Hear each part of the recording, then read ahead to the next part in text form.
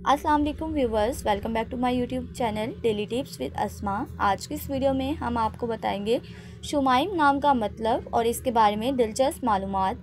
शुमाइम नाम का शुमार लड़कियों के नामों में होता है। शुमाइम एक इस्लामी नाम है। शुमाइम नाम की इब्तदाई तारीख अरबी ज़ुबान से निकलती है। शुमाइम नाम की लड़कियों के लिए खुशकिस्मत नंबर 3 माना जाता है। माहिरीन के मुताबिक शुमाइम नाम की लड़कियां बहुत होशियार होती हैं।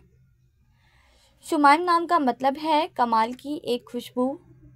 शुमाइम नाम की लड़कियों के लिए खुशकिस्मत दिनों में जुम्मा और मंगल का दिन शामिल है। शुमाइम नाम के अफराद के लिए मुवाफिक रंगों में सब्ज़ और नीला रंग शामिल है।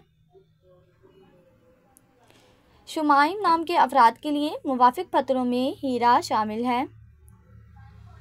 खुशकिस्मती वाली धातों में हिस्सों के हिसाब से तांबा और लोहा शामिल है। फ्रेंड्स, अगर आप अपने नाम का मतलब जानना चाहते हैं तो कमेंट बॉक्स में अपना नाम लिखें। इंशाल्लाह हम आपके नाम की वीडियो ज़रूर बनाएंगे। Thanks for watching. अल्लाह हाफिज़।